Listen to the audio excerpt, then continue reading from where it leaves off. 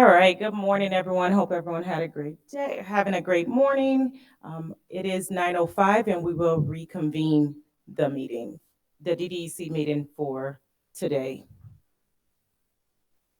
Madam Secretary, is Wendy here for us to call the roll? Janine? Thank you.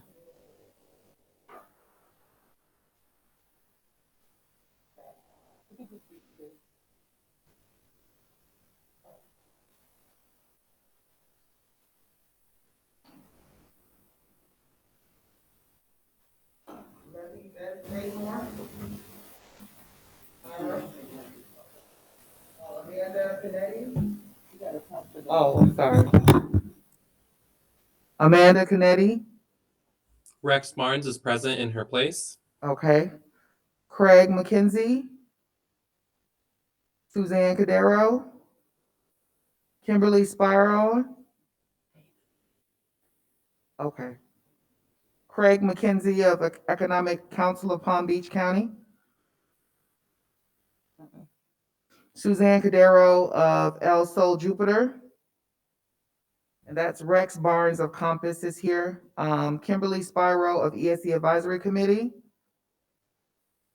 Carla Donaldson of ESC Advisory Committee, Here. okay. Reginald Dorandice for the children. Sue Davis Killian, Gold Coast Down Syndrome Organization. Lindsay McElroy, Guatemalan Mayan Coalition of Palm Beach County. Maria Antuña, Hispanic Chamber of Commerce. Present, good morning. Dr. Joaquin of Hispanic Education Coalition. Dr. Gabriela Mendez of Hispanic Education Coalition. Yes, I am here. Good morning, everyone. Rachel Montesier, West Palm Beach NAACP. Marsha Guthrie, West Palm Beach NAACP. Emmy Kenny, Palm Beach County Human Rights Council. Present. Evelyn Vargas, Puerto Rican Hispanic Chamber of Commerce of Palm Beach County. Juan Pagan. Okay. Terrence Reed, Urban League of Palm Beach County. Present. Carrie Whittle, FAU card, Center for Autism Related Disabilities. Present. Robin Jones, FAU card. Present. Charmaine Postal, Palm Beach County Council of PTAs. Present. Cassandra Corbin Thaddeus, PBC Council of PTAs. Mary Evans, Tri-Cities Education Council. Okay, Eddie Rhodes, okay. I'm gonna bring you the attendance so you can sign in, Mr. Sir. Okay?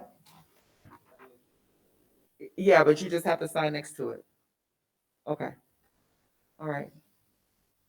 So we have quorum. Thank you. Approval October minutes. Minutes was sent by Ms. Walker. Yes. I did have one edit on the minutes, actually. I sent it to Ms. Walker, but I didn't hear a response. Should I read it here? Yes, please. Okay. The line was, transitioning young women can participate in male sports, but transitioning young men cannot because of the Fairness in Women's Sports Act. That verbiage was corrected by Ms. Canetti during the meeting, but it should read transgender young men can participate in male sports, but transgender young women cannot because of the Fairness in Women's Sports Act. So again, I did put that in an email to Ms. Walker. She does have it written down, but I just wanted to bring it to your attention. Thank you. Are there any other corrections to the meeting minutes? Hearing none, the meeting minutes will be, or hearing none, the meeting minutes need a motion to approve the meeting minutes as corrected. Move to approve the necessary corrections. Motion by Carla, approved by, second by Mr. Pagan. Updates from Chief of Equity and Wellness. Thank you, Chairman Poco, and good morning, everyone. Yep, there we go. Good morning, everyone. Just a few updates I want to go through.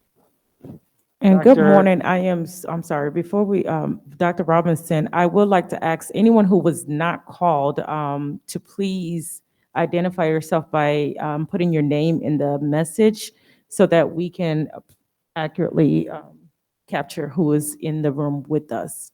Go ahead, Dr. Robinson. I'm sorry, good morning. I was just raising my hand to acknowledge that I was here and to say that last night at the board meeting, I was appointed as the board representative to DDEC. Well, we are so happy to have you, Dr. Robinson. Thank you, happy to be here. Thank you. Thank you, Dr. Robinson. I'm sorry that I missed that in my updates.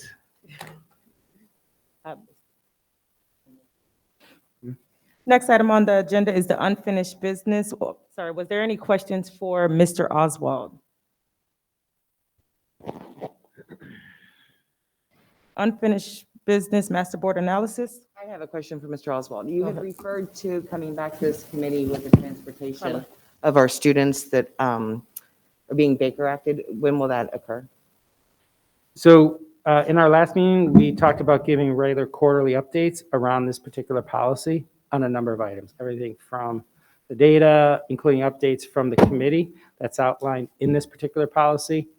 So the issue of transportation has come up from our school board and a number of individuals to look at other options. Currently, we follow the Palm Beach County Transportation Plan, who they work with the South Florida Behavioral Health Network that establishes that mode. So the subcommittee includes those organizations as outlined in the policy we're putting that on the agenda item to address of what else can we do around this as options. In addition, as Mr. Oswald, if I heard correctly, the first meeting is today, correct? Yes. Thank begin that process. Miss, we can't hear you. It's not on. Okay, sorry, is that a public meeting Um, or internal? it's a committee meeting so that we invited the different organizations. So it wasn't advertised as a public type meeting, more of an internal meeting. Mr. Oswald, Yes. I read an article yesterday evening on Baker acting. Is there something new coming from the state that refers to Baker Act? There was a statute that was passed legislation this summer, Okay, which addressed notification to parents, a number of other items. We subsequently adopted the policy 5.20. yeah, okay, that was That it. addressed a lot of what was in statute as well as other items. Yeah, you're welcome. Any further questions for Mr. Oswald? Hearing none, Mr. Oswald, we'll see you quarterly, so that's, we're here in November. So sometime in the spring, March, April, we'll have a February, March, update. Yeah, okay. Master board analysis. If it's all right, I know the first statement we had, if we could go with Mr. Stewart, who's here. Around Are that. there any objections to unfinished business? We have master board analysis, transgender updates with Pete Stewart, start time consideration, and that's also policy revisions. Are there any objections with the order of unfinished business on the agenda, or any objections to the agenda at all? No.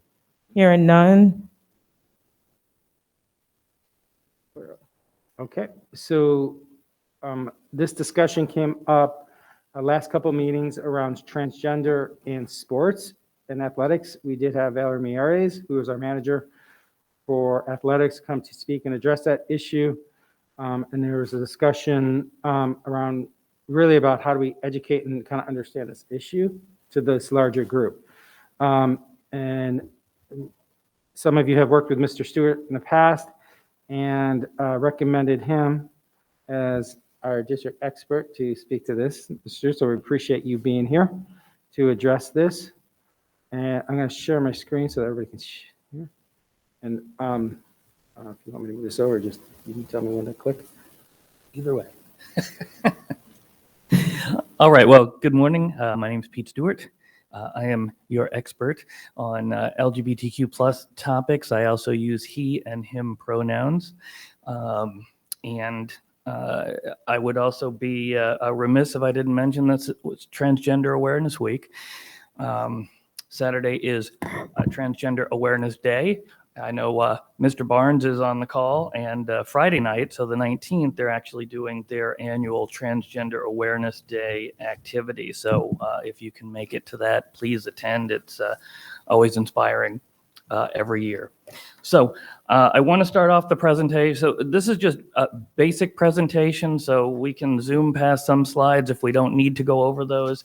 But it's a general introduction and then specifics to questions that were raised about athletics. If you have questions as we go along, please feel free to ask. And we do have some other experts in the room that are associated with Human Rights Campaign, Ms. Kinney, and Mr. Barnes with Compass. So feel free to ask.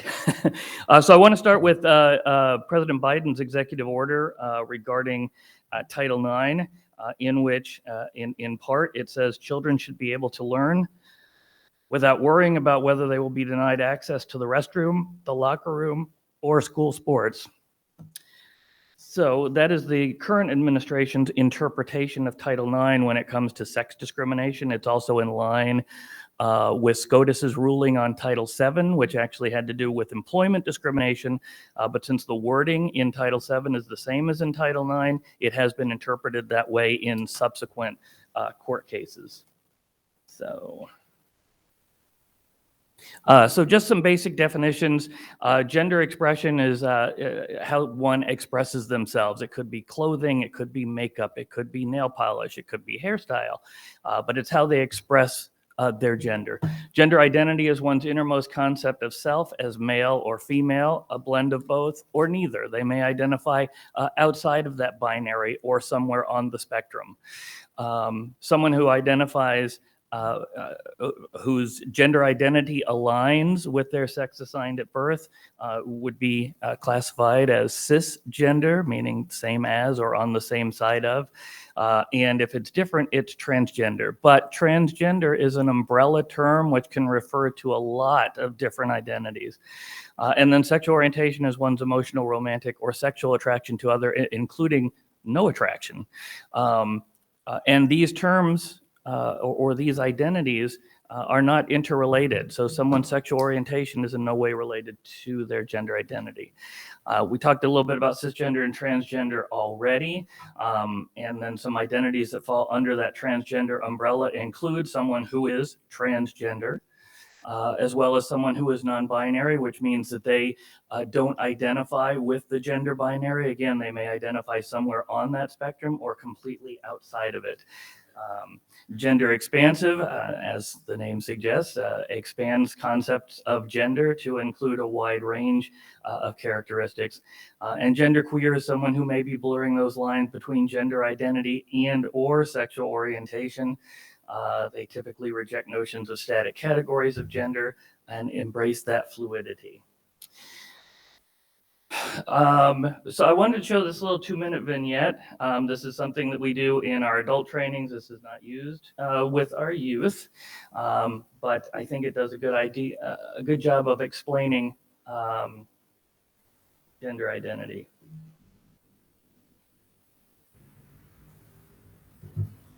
All right, folks, here we go. A romaine and kale salad with avocado, cucumber, shishito peppers, and 4 kinds of cheese. Sprinkled in balsamic straight from Italy. Wow! In my day, salads only had 2 ingredients. A rock-hard wedge of iceberg lettuce and a stinky old dried-up tomato.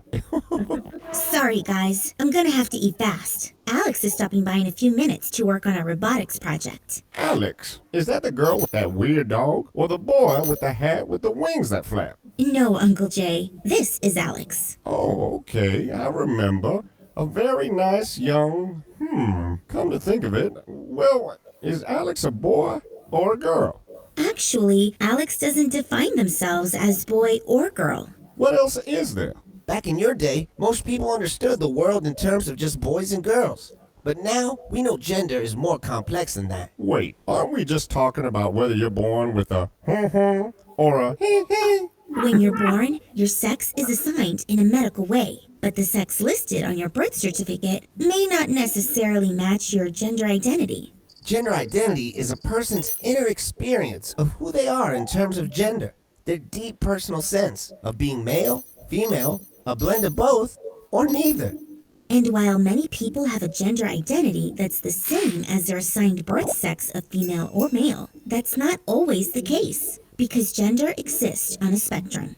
Like transgender, which means a person whose gender identity is not consistent with their assigned birth sex. Non-binary, which means a person whose identity doesn't fall in the category of either male or female. And genderqueer or gender fluid, which means a person who does not identify themselves as having a specific gender at all. Does gender identity have to do with being straight or gay? Actually, no.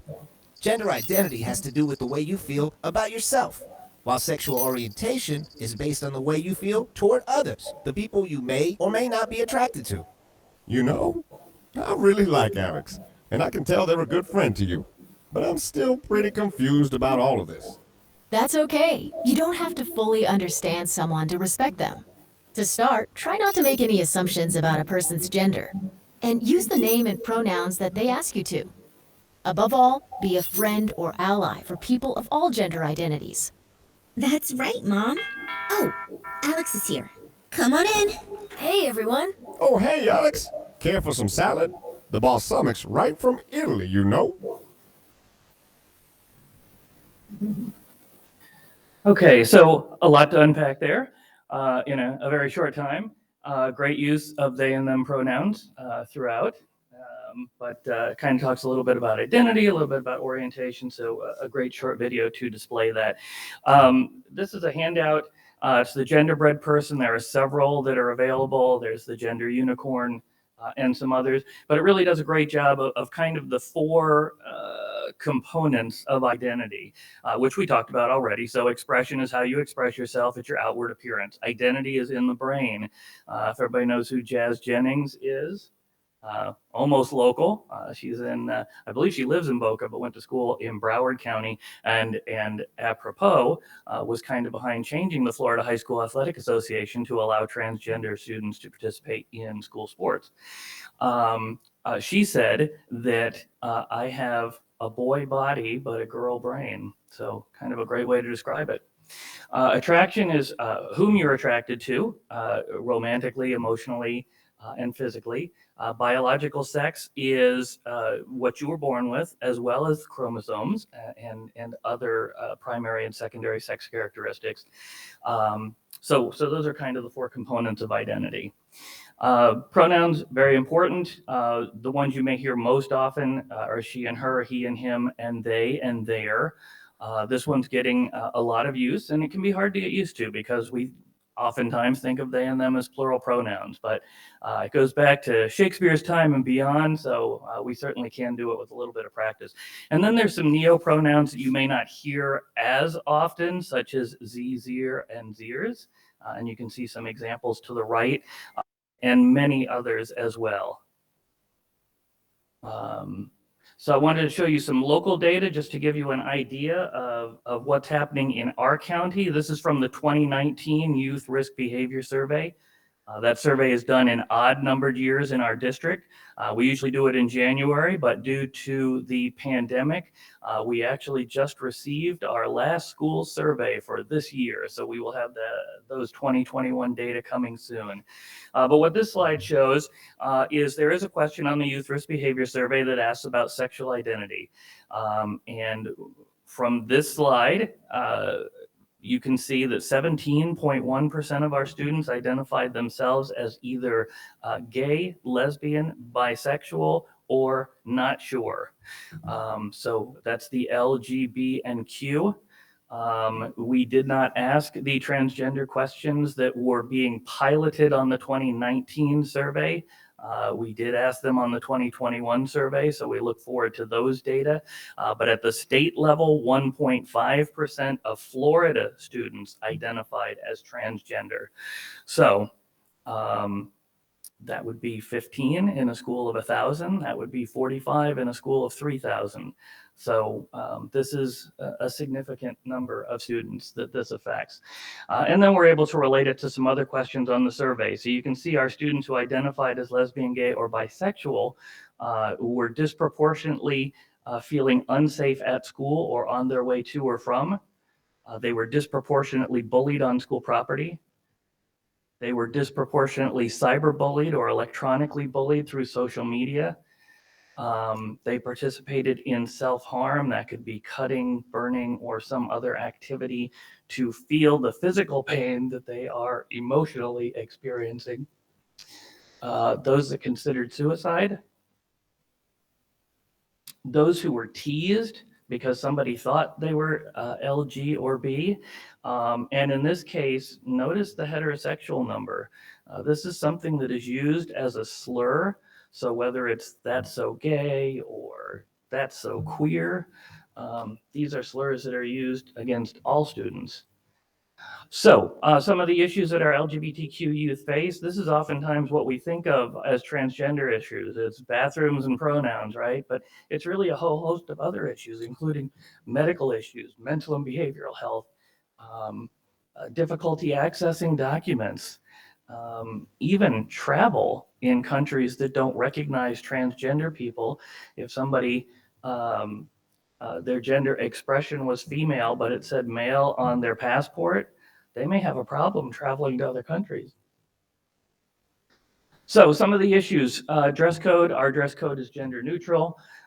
Uniforms, that includes team uniforms, military uniforms, as well as schools that have uniforms rather than a regular dress code. Graduation was actually addressed by this board back in February. So we now have monochromatic graduation gowns so that students don't have to pick. Oftentimes colors were assigned one of the school colors to male and one of the school colors to female. I'm non-binary. Which color do I wear? So we have addressed that issue. Also, the use of affirmed names and pronouns is extremely important. This goes to a core sense of an individual's identity. If you've ever been misgendered, I have a little bit of a higher voice, and I've gotten a call from telemarketers about my car's warranty expiring. Anybody else get those? Okay. Yeah, and you know, they'll say, "Oh, ma'am, we want to talk to you about your car." And I said, "Well, actually, it's sir." Oh my gosh.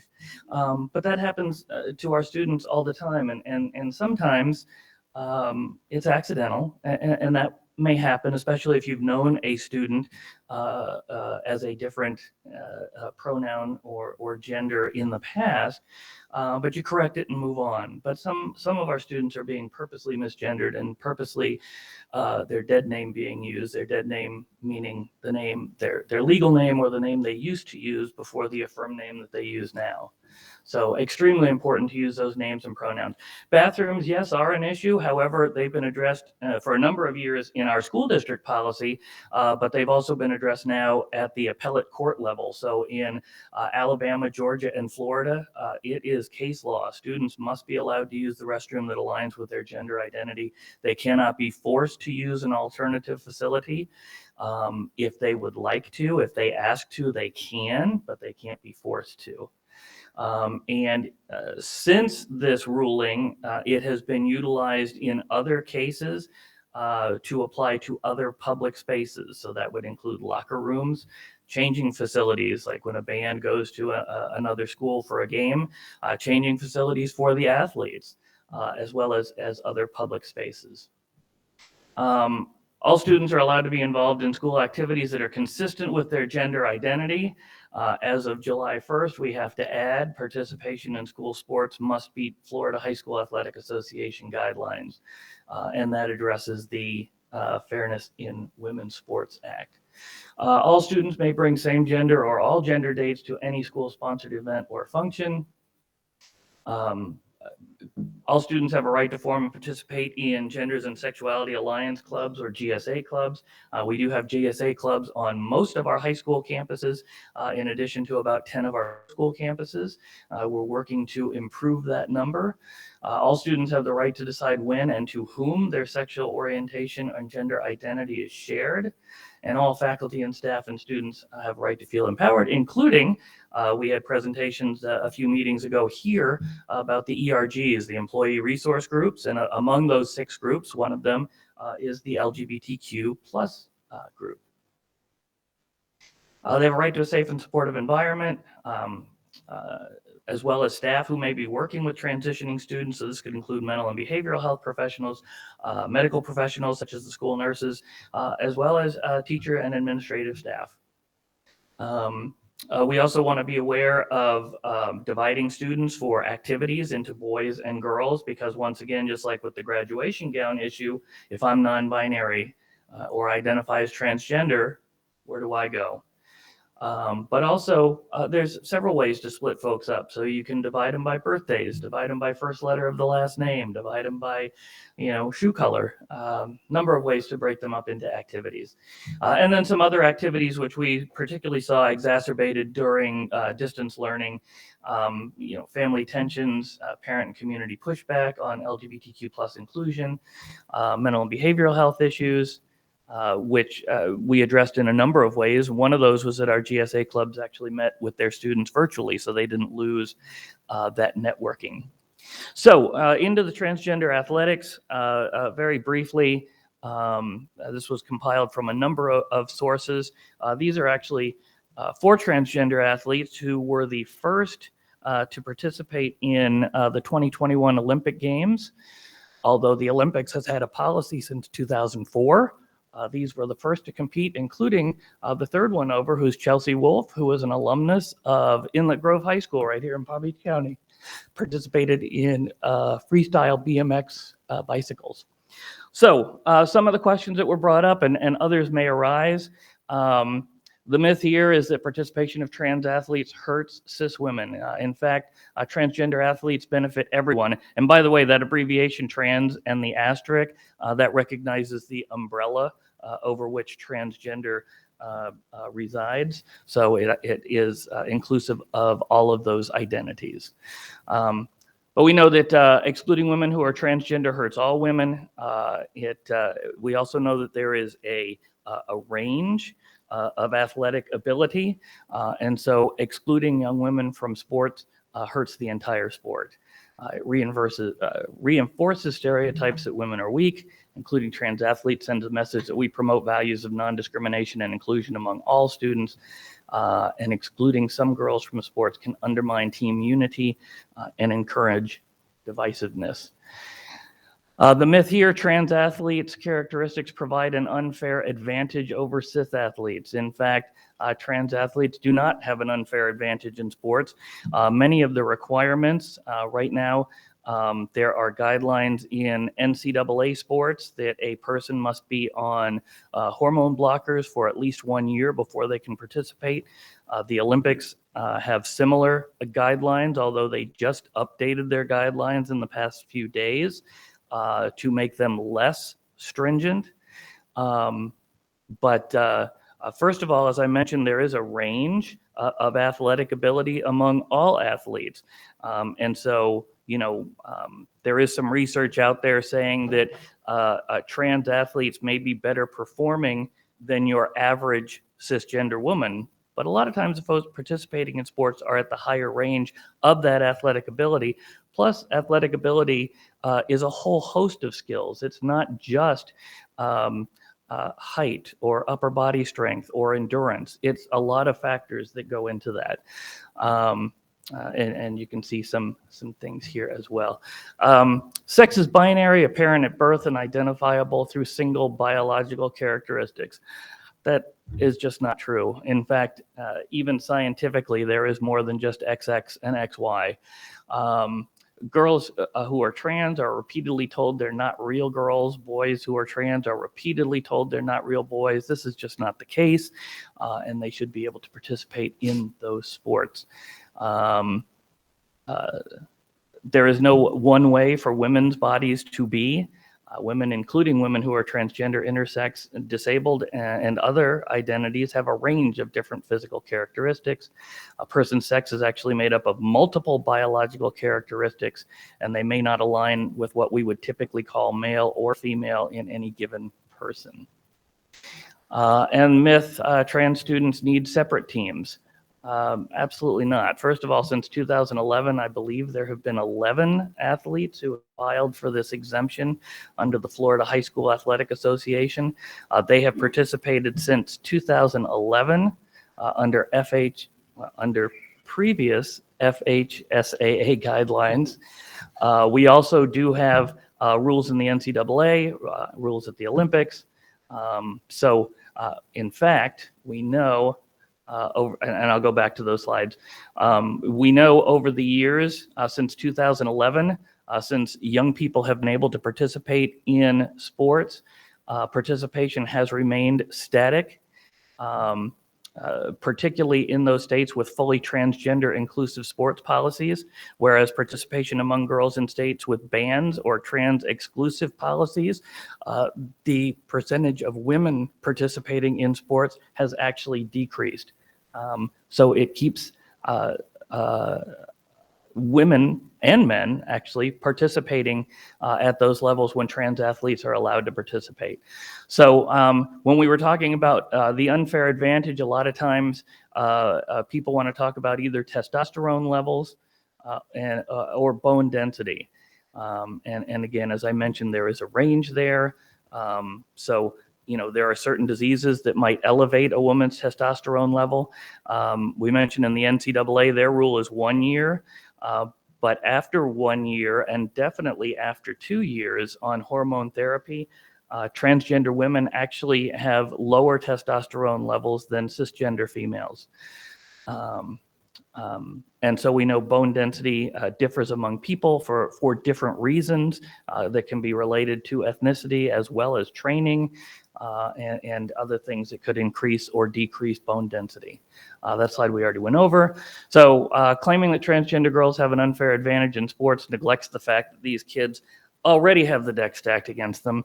I field calls almost every day about either facility usage or bullying events that have happened on school campuses, and also the name and pronoun issue. So they're already facing a lot of these things, as well as higher rates of homelessness and poverty, anxiety, bullying. So this may be the driver why we see so few transgender athletes in college sports and the Olympics. And again, training and skill is a lot of the issue as opposed to actual physical characteristics. So another reason, if a child just keeps getting bullied and put down, they may just say, forget it, it's not worth it. I'm not going to train. I'm not going to participate in sports. I'm just going to go home and do whatever I do at home. So enforcement is really scary. Some of these bills, one of the bills that was actually before the Florida legislature that did not pass, called for physical inspection to make sure that the student was actually the sex they were claiming that they were. Science, it's worth noting that it isn't the first time that people have tried to discredit successive athletes from marginalized minorities on half-baked claims of science. This long affected Black athletes that they shouldn't participate because they were genetically superior in an attempt to downplay the effects of hard work and training. Separate sports teams are not equal. We do have some sports teams that are co-ed, but men's and women's sports, students should be allowed to participate in the sports that align with their gender identity. And I wanted to close with a video, and then I'll take any questions. This is just another short video from the Human Rights Campaign. Ever since I was a kid, I always had a passion to make the world a better place. I'm Rebecca. I'm 14 years old. I am a nerd. I love school. I read a lot, and yeah, I just love to laugh. Rebecca is a bright and sassy 14-year-old girl with a big heart and a love of life.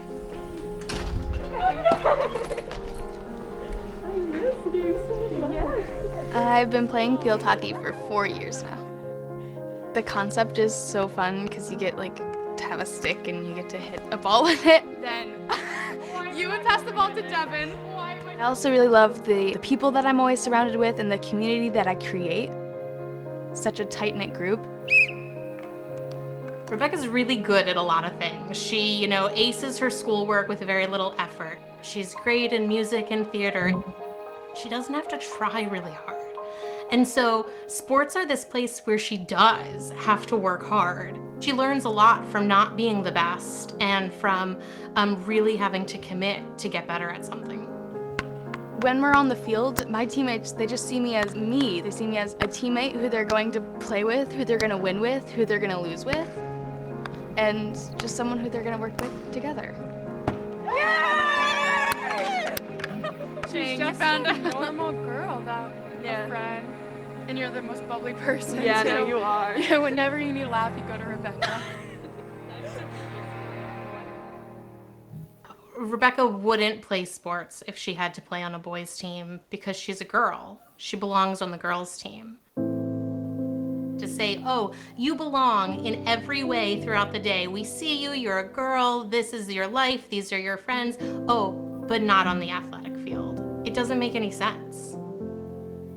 I would worry about my friends and the other kids in my school because I know what it's like to have my gender questions, to have to be, to prove I'm a girl. And I don't want them to have to go through that because it's violating and embarrassing. When you don't understand something, it can be scary. And when we react out of fear, then we can do really harmful things. The only people who should be afraid of Rebecca are her little brothers, perhaps, because like any good big sister, she terrorizes them at times. My kid is just a kid. She wants to go to school, have fun with her friends, and play sports just like anybody else. Sports are something that I really like doing. I'm so much more than trans. That doesn't make me less of a girl. It doesn't make me less of a human either. I'm just me. Ever since I was... So it goes on for a couple more minutes, and you're welcome to watch it. And this is a selected biography of the presentation. And one more thing to be aware of, I believe it was in the presentation. I don't remember if I mentioned it, but this bill in Florida is called the Fairness in Women's Sports Act. So as Ms. Kenny mentioned earlier, it does not target transgender boys playing boy sports. It only targets transgender girls playing girl sports. So if there are any questions, I'll be happy to answer those to the best of my ability or rely on my other experts in the room. First, I want to say thank you so much. Keith, are you looking at the online? Okay. First, I want to say thank you so much, Mr. P. Stewart, for this presentation. Secondly, I would like to ask you before we ask questions and recommendations of any sort, I want to ask, do you have any recommendations to this committee or at this time? Yes, allow transgender women to participate in girl sports. I know there has been some other districts in Florida that are weighing the current administration's interpretation of Title IX when it comes to sex discrimination, including sexual orientation and gender identity. And since federal law supersedes state law, some of them are at least considering challenging that law. I believe also Human Rights Campaign and ACLU are challenging many of these laws at the different state levels. And I believe there are some more coming down. There has been some pre-session talk about other bills that will target particularly bathroom use and use of names and pronouns. So, but my recommendation is, let kids participate in sports. It increases their their academic performance, also increases their athletic performance. It's exercise. Come on, that's what we're always pushing, right? Physical activity. And really, we don't even see a lot of these differences in physical ability until after puberty. So we're talking, into middle school and possibly beyond, depending on when puberty happens. And girls actually usually mature 2 years before the boys. So, if we're talking about size and upper body strength and physical ability, cisgender girls would go through puberty 2 years earlier.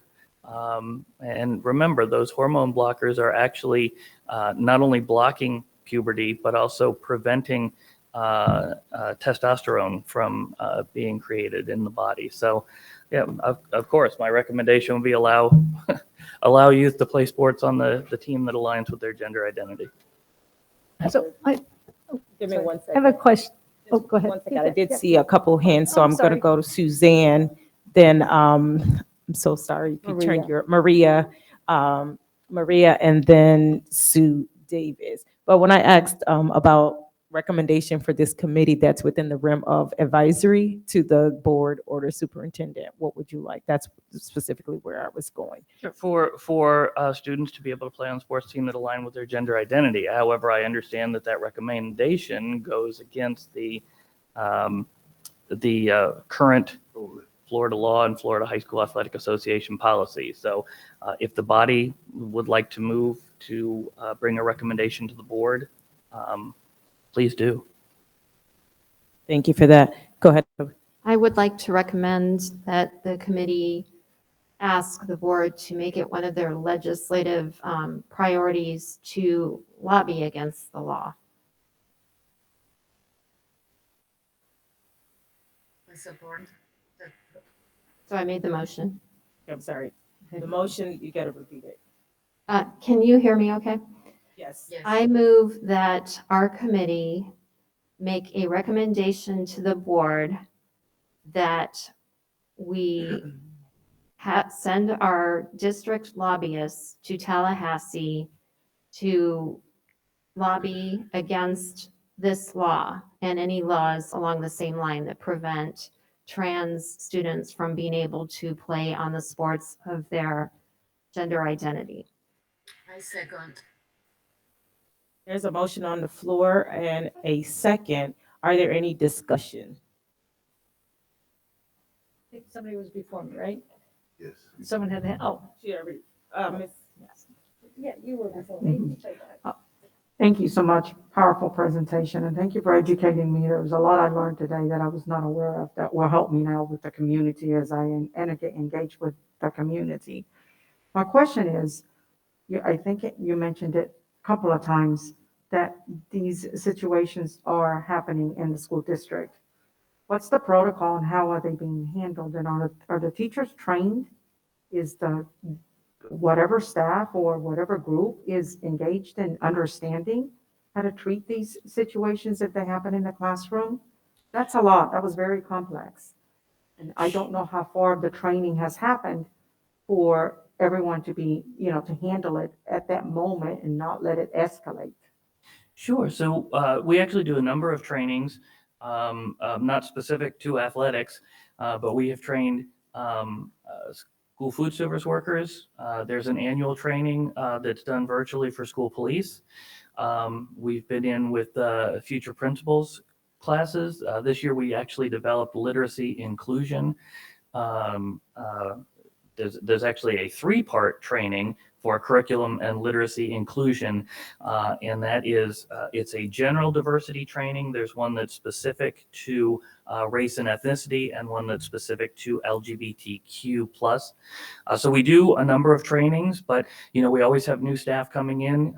So absolutely, we keep up with those trainings, and I get continued calls from schools about specific issues.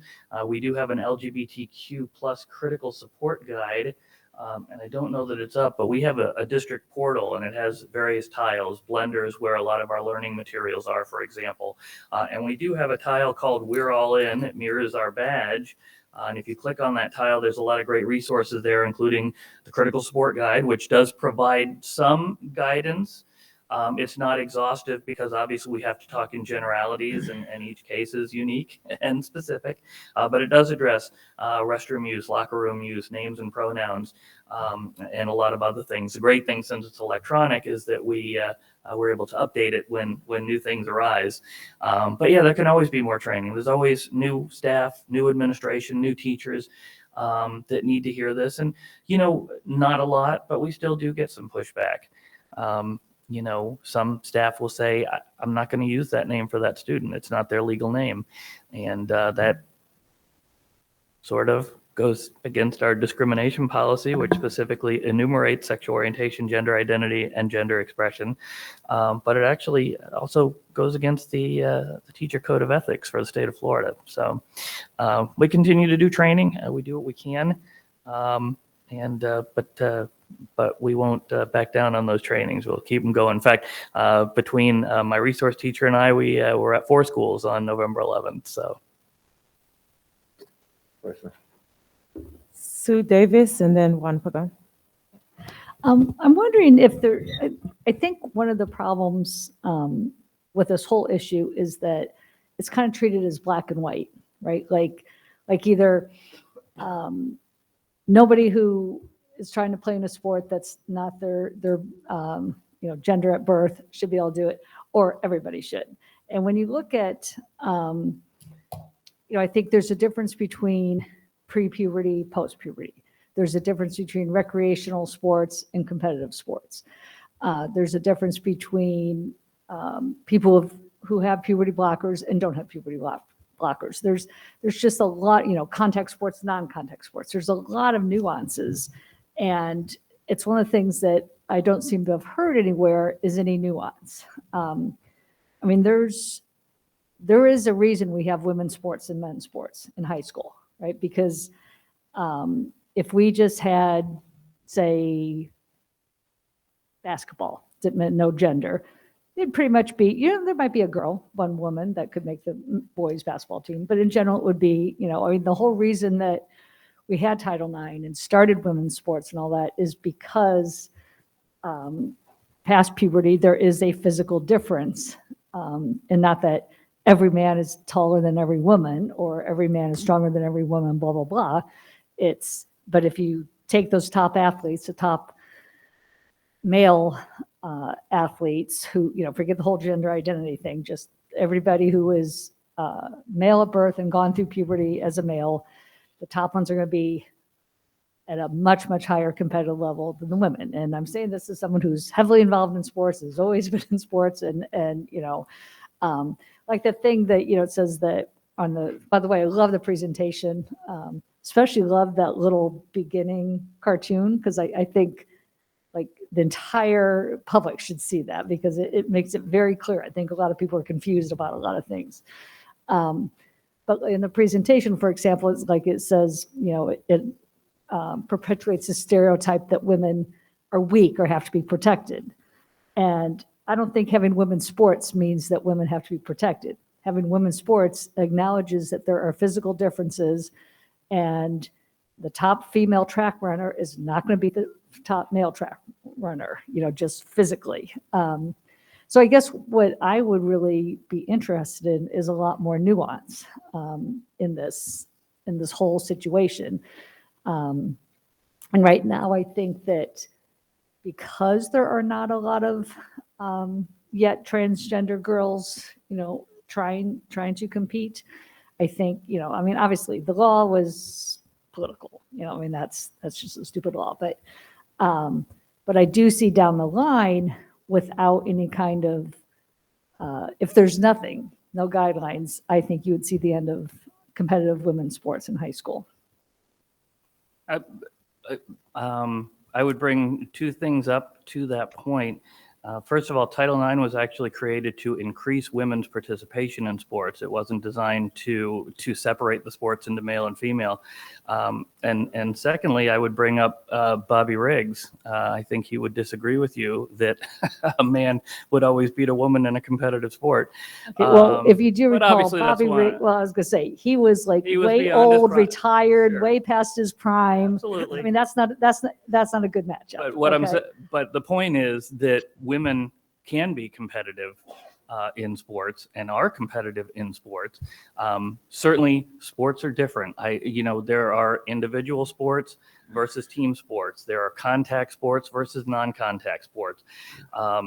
But again, as we get up into the tier, so if we're talking pre-puberty, there is really no difference. If Yeah, we're I agree. talking, Totally no difference. and if we're talking post-puberty, again, women actually go, cisgender women go through puberty 2 years before cisgender males. So that alleviates that diversity a little bit. And then as you get to the higher levels, they have more regulations as far as participation in those sports.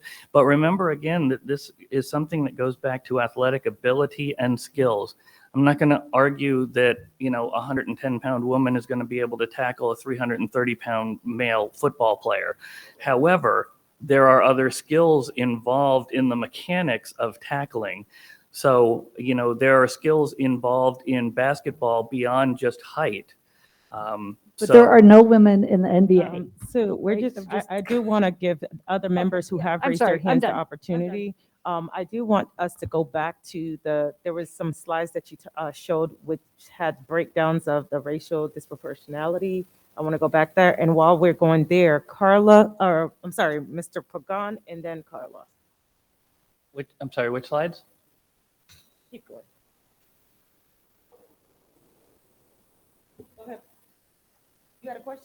No, not really. Oh, okay, I'm sorry. I'm sorry. Okay, I'm sorry. Then that was Mr. Rose. I saw the hand. Go ahead, Ms. Carla. He's letting you go. Oh, okay. Thank you. Wonderful presentation. And I'm glad it's being recorded so I can actually refer people to it. Thank you. Sure. And also, before I would be remiss, we do trainings, but Human Rights Campaign also does trainings in our schools, as does Compass. We rely on Compass when we have overflow, but they're also invited into schools to do presentations as well with our GSA clubs and so forth. So it's not just us. We have multiple partners that assist us with that. So, Well, it was great. They all did a wonderful job. Great teamwork. You said earlier that you get calls daily, and I'm sure there are a variety of different reasons why. Are any of them relating to the sports? Is it from students or staff? And then my second part of that question is, and I love the idea of, going to Tallahassee and having an argument in it, but again, everything in Tallahassee is political. So that could take my lifetime, So what can we do in the meantime? Great question, because we do follow Florida High School Athletic Association guidelines. And actually, a lot of those questions would go to my colleague who presented at the last meeting, or to Dieta Green, who oversees a lot of our athletic activities as well. I get other questions more related to curriculum, student name and pronoun use, bathroom and other public facility use. So I feel a lot of those questions, particularly when we went to distance learning. And so a lot of course, all of our teachers were using different electronic means available to them, but there was a lot more use of Google Meets, for example, and your name shows up. So those are a lot of the calls that I field. So what can we do now? I actually could call on some of our policy experts for that, because we can't just ignore the Florida High School Athletic Association rule. I mean, that's Florida law or Florida guidelines. So we do have to adhere to that, but certainly repeal. I don't know if districts would do like amicus briefs towards the Human Rights Campaign or ACLU legally fighting these things. And again, I hope I didn't give the impression that this was a political presentation. I actually tried to involve Scientific American and No, I'm sorry. just trying to present the facts. But yes, everything in Tallahassee is political, as was this bill, considering that it was only girls in girls sports and not boys in boys sports. And as of 2020, I believe there was only 11 applications to file for that exemption. We certainly could lobby against it. We certainly could file an amicus brief if that's something that the district would like to do. I'm sure we could do something as a body. I know Broward County, or at least individuals, colleagues of mine in Broward County have been involved in amicus briefs for other fighting of legislation. And any other suggestions from folks that do policy like Human Rights Campaign. I'm Or sorry. Compass. I apologize if I thought that you were No, making no, it no, political. no. I know what you're I saying. actually liked it because I thought it was actually student-based, student first, and that's my whole being is student first. So I loved it, and I'm sorry if I alluded to that. No, you didn't. But it's Go ahead, Emmy. our coaches, our teachers, our student. Or do we have students in Palm Beach County that are asking for this? Is it impacting us directly rather than us being ahead of the game, anticipating it? Can I jump in here? I think because we had my name's Emmy Kenny for the people online. That's who's speaking right now. And I don't know if we've met, but at the last meeting we had the athletics director here, and that was my question. And so Mr. Oswald brought her in to explain exactly what you're asking. So over time, over the history of this, only 11, like the district, only 11 transgender students have applied to play on the sports team that aligns with their gender identity. And there have been no issues. So no one has complained about that whatsoever. What's new is this law banning transgender students. And again, that was not done because there were any issues with this whatsoever. No one was getting injured by these trans athletes. No one was getting cheated out of anything because of trans athletes. It was a purely political move to make transgender people the target. They're an easy target. Transgender people are only 2% of the population. They're usually busy just trying to survive and not get murdered or fired or et cetera. So they don't have a lot of time to organize. So that's what's going on here. The athletics director did say that no transgender students have applied to play this year for obvious reasons. They all kind of know in that community that they're not allowed to do that anymore. As far as the training goes, as how are like coaches and principals and employees and teachers being trained, I will say that the athletics director, like even she was using the incorrect verbiage on how to talk about these transgender students, which is what I addressed in my comments at the beginning of this meeting. As someone who was a teacher in the district, I saw that all of the teachers around me needed so much training to where I was being called. As an art teacher, I was being called to the guidance department to counsel transgender students because they had no idea what to say to these kids. And they knew that I was just part of the LGBTQ community. Required trainings is something for all teachers, just like we're required to learn how to use a step ladder instead of a rolling chair to hang things up in the classroom. There should be a required training on how, what not to say to transgender students, basically, because it can be a life or death thing. So what can we do politically? That's a great question. It's a question I've been asking the Palm Beach County Human Rights Council, other organizers across the state. It's looking pretty bleak as far as what we can do legally. There is a bill that Senator Farmer, Gary Farmer filed, SB 212, which is in an effort to repeal this law. But unfortunately, most organizers do not have a lot of hope that it's going to get through this legislature. A lot of people think this will come down to a decision in the courts. But what we can do as community leaders in this room, and why I wanted Pete to come in today, was not necessarily to take any formal action, but just to get everybody in this room on the same page, to be educated and updated, because everyone in this room is a community leader. Everyone in this room is advocating for a section of this community, and there are transgender people that in your communities that you're here to represent. And so that's the point of Pete being here today, and that's what I wanted to do. And I think that was a great presentation. I think that's happening, and that's great. We can make a recommend. I mean, Kimberly knows more, I think, about politics even than me, so I would definitely vote for whatever she thinks we should do. But one thing we can do is show these transgender students here in this county that we're fighting for them, that we're not giving up on them. We're not saying, okay, that's the law, our hands are tied, you know, good luck. I mean, these kids are going to be out of school by the time anything politically gets done, and the damage will be done at that point. So really all we can do is show these kids that we are fighting for them. We can make a recommendation to the board that they pass a resolution that just says, we are opposed to this. This bill is discrimination and we do not stand for it. And that's pretty much all we can do. and advocate and understand and just respect transgender people that are in our own communities. We advocate for the things that we can do, names, pronouns. That's easy, and it's not something that we only do for transgender kids. You know, I'm William Stewart. Back in school, the teachers on the first day would say, "Oh, do you prefer Bill or Billy?" Well, actually, I go by Pete. I use my middle name, so not exactly the same issue, but we do it for all kids. So why? I don't know why it's such an issue. But names, pronouns, facilities use, particularly facilities use that's covered by case law, but other usage that is defined in our policy. It's just that simple dignity and respect that we afford to all of our students and staff. Quick question, the PowerPoint, and forgive me if you said this already, is this on the district website? Like, can we refer people to it anyway? With approval, I can put it up on our We're All In tile. I've got some other resources there, and yeah, it's in our Google Docs. Yeah, I'd love to be able to refer people to that. And I just want to say again, the LGBTQ critical support guide is definitely available, even if you just Google it, Palm Beach County Critical School District Critical Support Guide.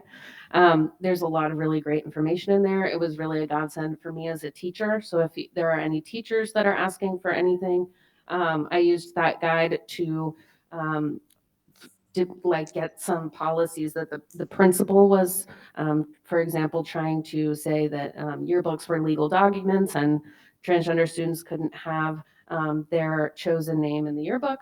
So I used the critical support guide that has that text in there saying that it should reflect their chosen name. And that was, as a teacher, that gave me some backing from the district level to get that changed. So I can't suggest that enough. LGBTQ critical support guide. Newest version, copyright 2020, not 2017. Yeah. I was just more interested in returning back to these slides because when we take a look at school safety, you were going so fast.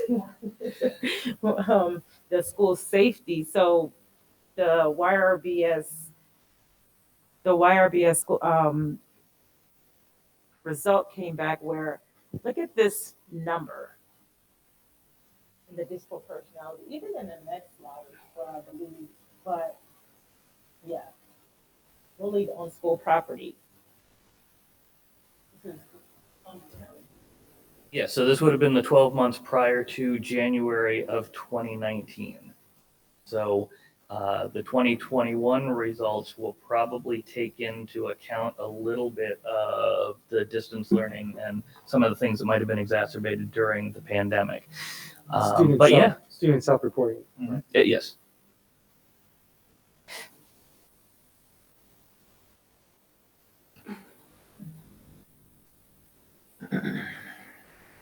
And that's the self-harm. Yes, 30% of transgender people in general attempt suicide. 30%.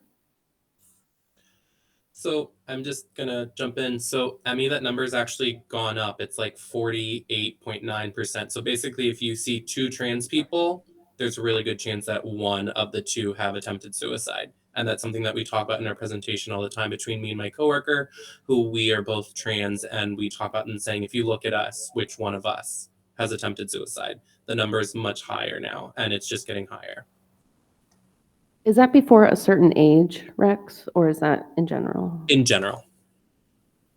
I don't know the specifics for youth because there's not a lot of data on it aside from the, I forget what it's called, but they do it every 3 years on school safety for youth, specifically LGBT youth.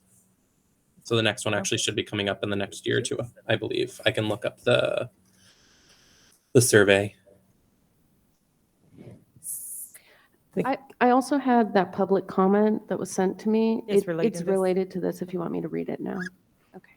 And this kind of puts a human perspective on all of these graphs, but this was sent to me. They asked me to read it at this meeting.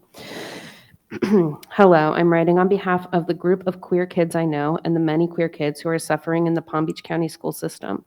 My name is Tuesday Gilliam, and I am a parent of an LGBTQ student. Luckily, my kid is strong in who she is, but if she wasn't, there was no way she would ever be herself. She's bullied, she's made fun of every day, for looking and acting different than the norm, and I hate sending her to school every day. Even as strong as she is, she's just not happy. She was thriving in an LGBTQ school in Gainesville, and here I have watched her get smaller and smaller and dim her light, so she is not made fun of for who she is.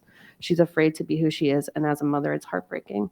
The schools in this county are not safe for LGBTQ kids.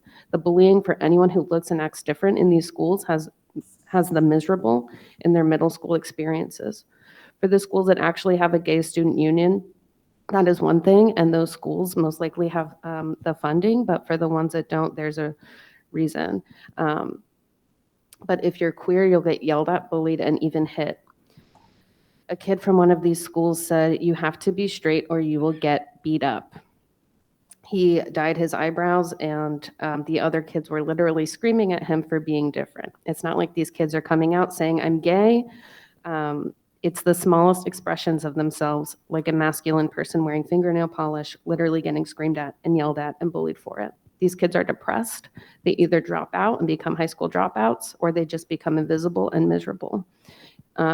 It's a big issue.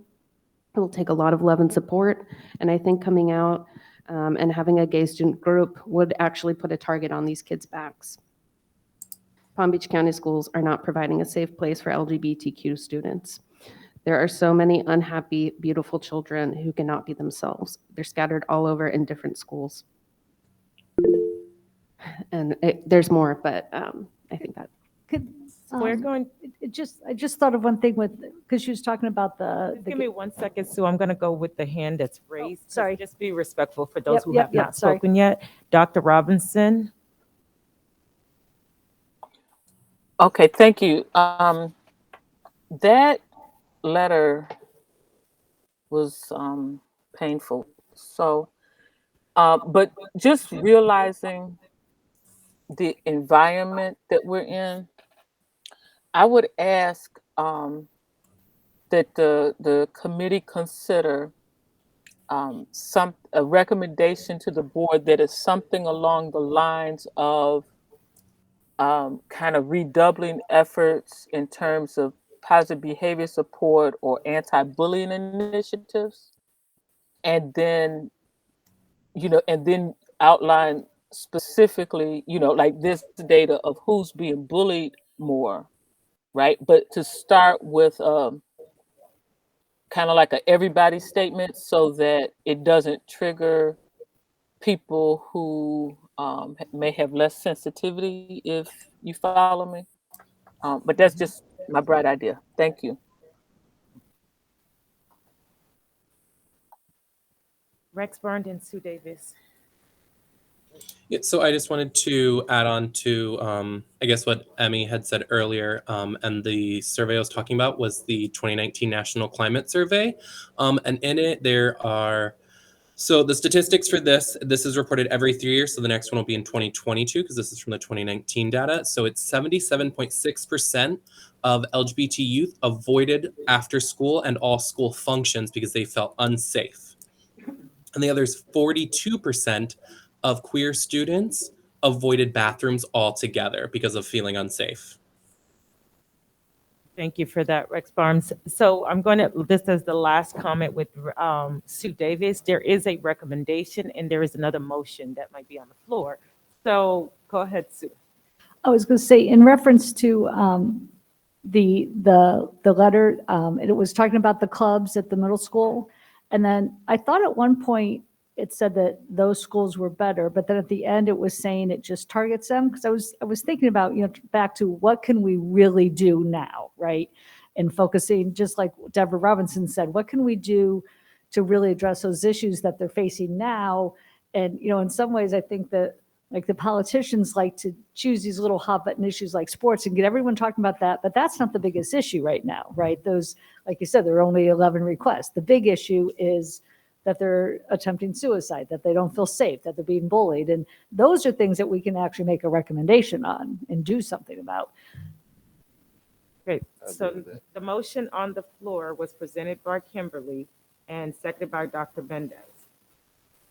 Did you have something as it relates to the motion, Kimberly? Go ahead.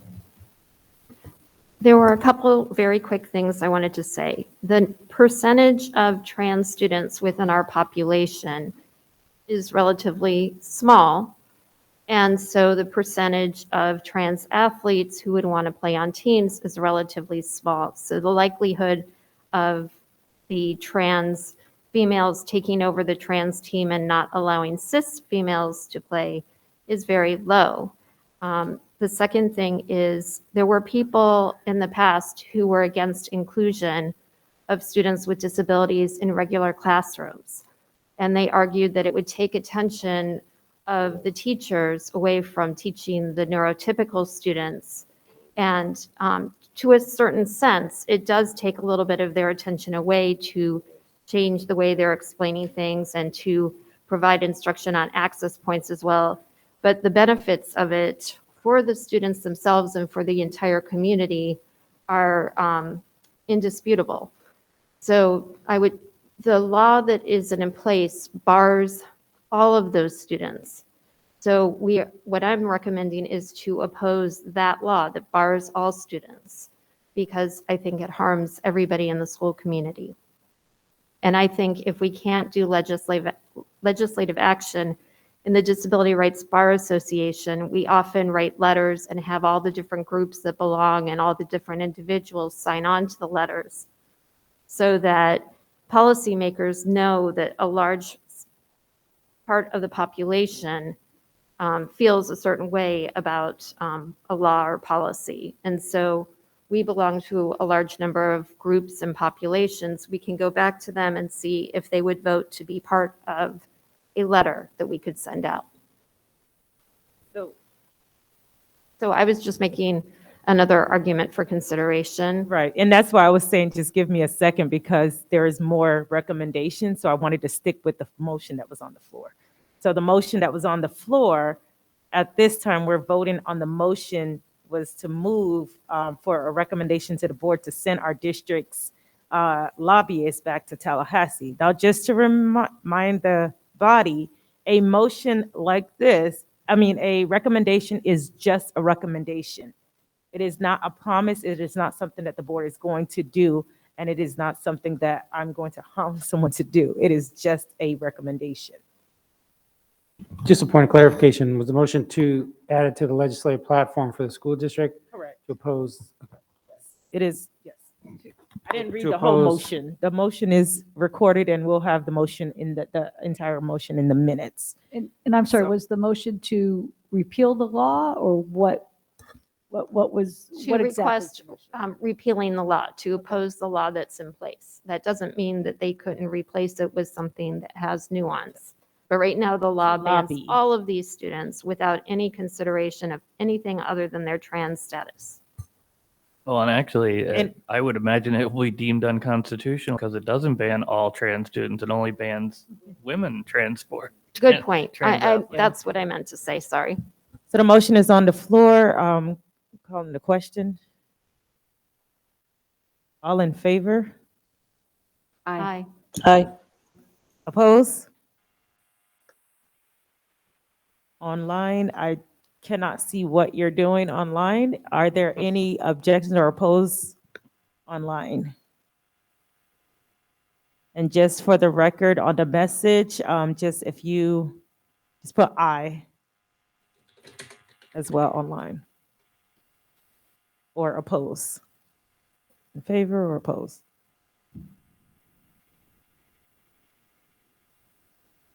Motion carries. Unanimously, it looked like.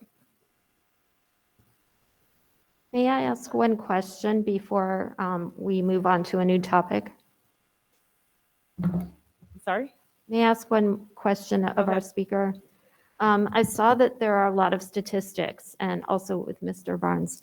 There are a lot of statistics, and there was a survey done of students. Do we know how many students who are trans or LGBTQ are Baker acted from the school setting and or go through threat assessments because they've said that they may harm themselves and then have to go through that whole process? I know we keep stats on students with disabilities and different minority groups, but I don't know if that was one of the questions or if we know that information. Yeah, good question. I don't know that either. I don't know if that's a question. I would say the process calls for a suicide risk assessment in our policy. So within that, if it comes out or not, it's not a data collection point per se that we're doing as a district. However, the individual at the school center, the mental health professional, would do a suicide risk assessment. And we do have cooperative agreements with 30 or more agencies. Many of them have LGBTQ liaisons for mental and behavioral health. Thank you. Dr. Robinson and Mr. Barnes? Okay, thank you. I think that's a fantastic question.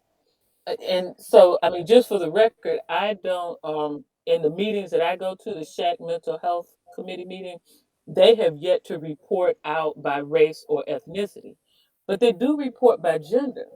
And so I think in my mind, it's quite reasonable to add other than male and female, some other categories. I would need, somebody needs to help guide what the choices are, so to speak. But I think that information should be collected. I mean, for me, that's an eye-opening question. Thank you. And what I can do is bring that to that subcommittee and to Dr. Masonic as well, to bring that up to that group as well, to have discussion on that. Thank you. Rex Barnes? So I'm also on the SHAC meeting, and I primarily work with trans youth. So I will say that even if you have that question, that data is very, very likely to be skewed, especially in Palm Beach County, because I work with kids that are Baker acted, and they do not self-disclose 99% of the time because they are treated worse at all of these mental health facilities when it is found out that they are trans. I can't tell you how many calls I fielded and reaching out to different facilities to see if there's any that are trans affirming, and I can tell you that there are none in Palm Beach County that I've sent kids up to the Suncoast area because they have a place that is affirming, because I've had so many bad experiences from our youth that have been identified as trans within the mental health facilities that are here.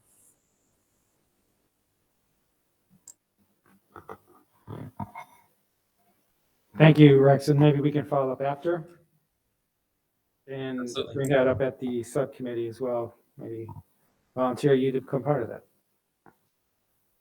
I am so sorry. I tried to send that the motion online, and I am not. Oh, there it is.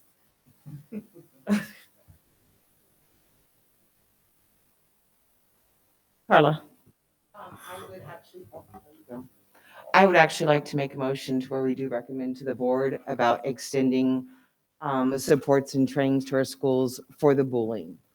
I mainly support our ESE population of various disabilities. Can you state the motion again?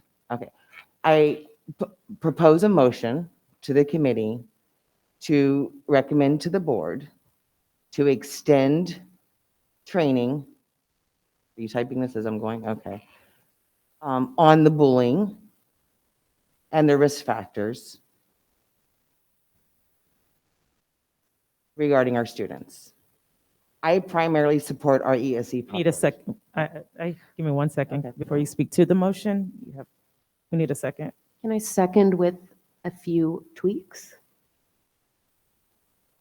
The motion is the preview of the maker of the motion.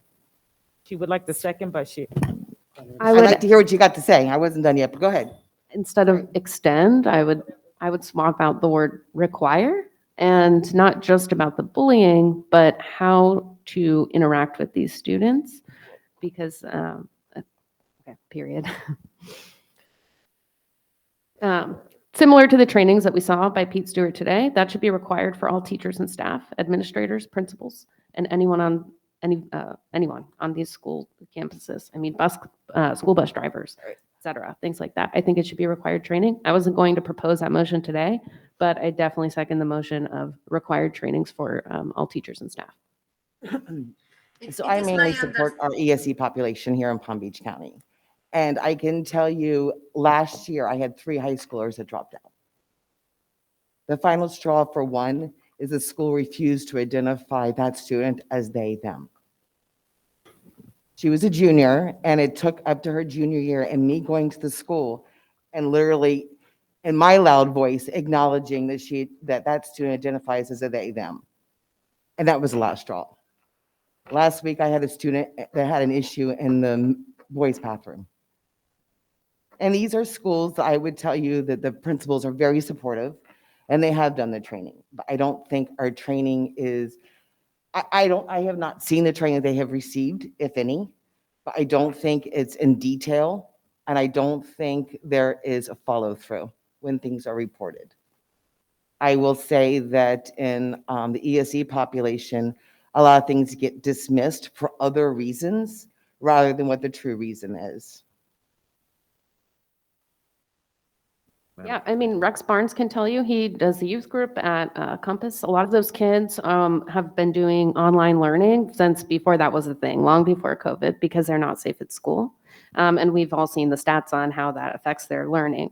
I will say that, just speaking from a personal place, as the art teacher at a high school, who truly understood, because of my own experiences in the LGBTQ community, just acknowledging that these students are who they say they are, calling them by the name that they want, the pronouns that they want, that can save their life, and it can prevent them from getting bullied.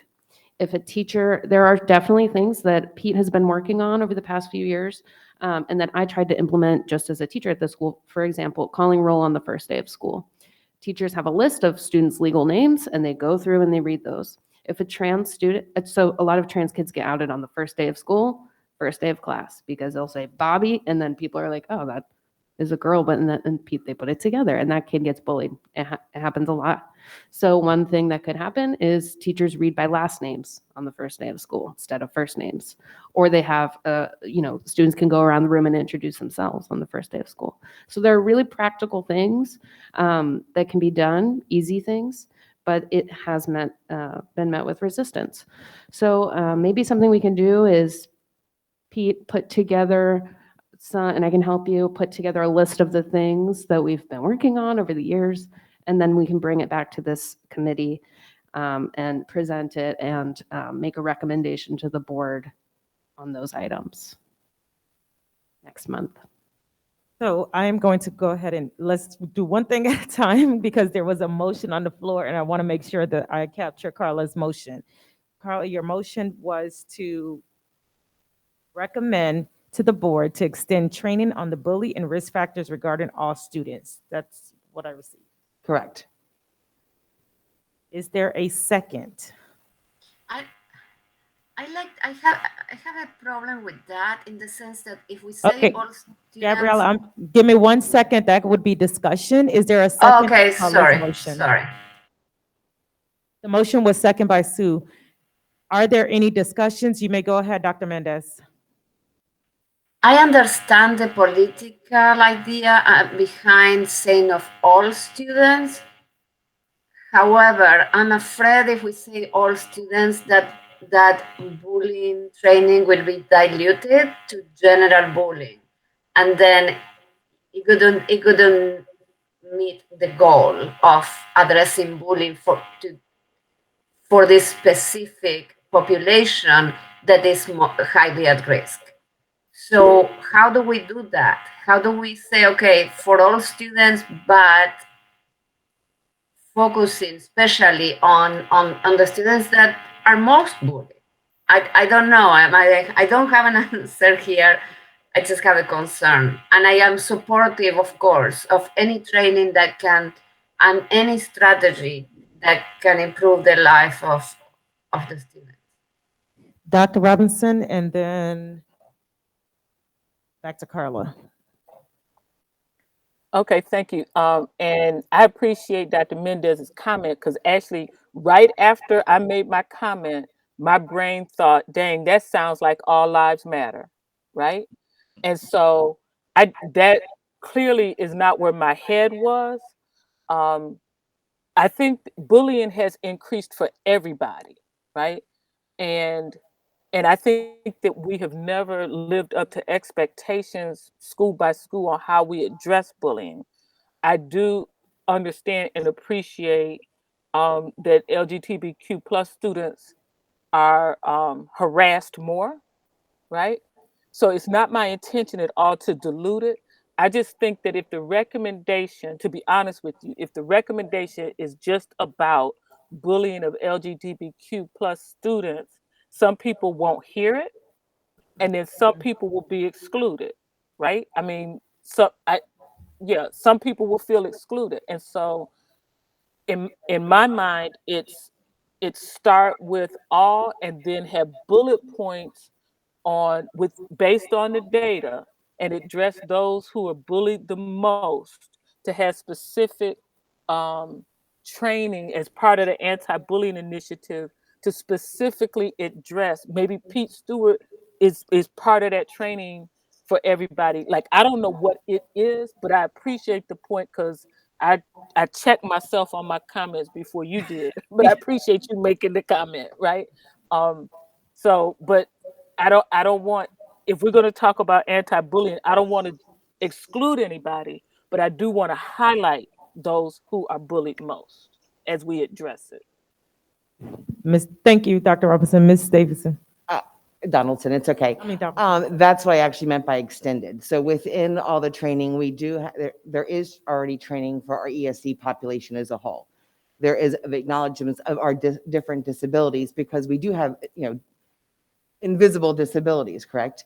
So I wanted more to extend it to actually include that, not just our LGBTQ community. I mean, I want them to feel safe. I want them to have to go to, I want parents to stop calling me, telling me they want to withdraw their kids from school.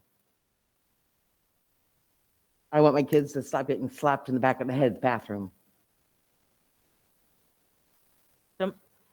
The last comment by Ms. Kimberly, and we are going to move forward with this motion because there is other recommendation, and that time now is 10:36. Ms. I think we should go forward. I like the amended motion. But I do think bullying across the board is an issue that we could address separately and change the policies for how they're investigated beyond just training, how bullying is investigated, and the procedures for all of that as a separate issue.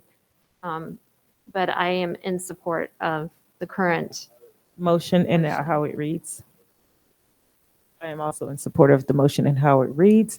I'm going to call the question.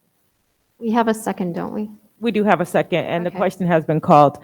All in favor of the motion is to recommend the board to extend training on the bully and risk factors regarding all students. The motion was brought forth by Carla Donaldson and seconded by Sue Davis Killen. All in favor of the motion? Aye. Aye. Oppose? We'll wait a little bit for online. And I believe that is everyone that can vote online. Motion carries unanimously. Thank you. The next recommendation, which I do want to go, I know we did the extended training on bullying and risk factors, but I want to go back to the recommendation that Dr. Robinson had moved. And I was trying to go in order to stay in each recommendation. So I do hear everyone's recommendation, but the recommendation about positive behavior and anti-bully, maybe a initiative. I would like a recommendation for us to have, or the district to have, a initiative surrounding positive behavior or anti-bullying. And I know there is something out there, but something more, to read the initiative that's currently going on, fresh eyes, fresh initiative on positive behavior and anti-bullying. Just if I may. Sure. So positive behavior support, PBIS, we are a school district. All of our schools have a PBS team, are required to have a team. We did, at this last meeting that we just mentioned in my opening comments, go through to make sure that those teams are up and running, to review their discipline dashboard, to go in and really take some time to reteach those universal expectations and everything else along that continuum of PBS, and along that particular framework. And one of the challenges that we faced when we came back to brick and mortar is we were also layered in with the Delta variant. So schools were very busy going through doing contact tracing. Our numbers were through the roof of how many kids are going home. So I think we missed, an opportunity to really bring our kids back together and address those social emotional factors, which we are working with our principals to make sure that that is happening at this time. However, based on the last recommendation and bring that to the board, we can definitely layer in our continuous training with principals to layer in this anti-bullying as well as understanding the issues and educating our principals, teachers, hearing all the others about this particular issue. Yeah. Kimberly, then Dr. Robinson. Before COVID, the handling of bullying in the district as well as in other districts that I work in has been woeful. And most of the time there's a very cursory investigation and the school comes back and says, either, we don't see any evidence of it because the kids who are bullies are very smart about doing it not in front of the teacher, or oftentimes blaming the students who are the victims. In one case, I was told for my son, who was knocked unconscious twice in school, that his ADHD made him annoying, and so that's why kids were bullying him. So we really do need to improve this, and I would love for Palm Beach to be the leader, again, because a lot of times we are, in improving things and coming up with a better way of doing it.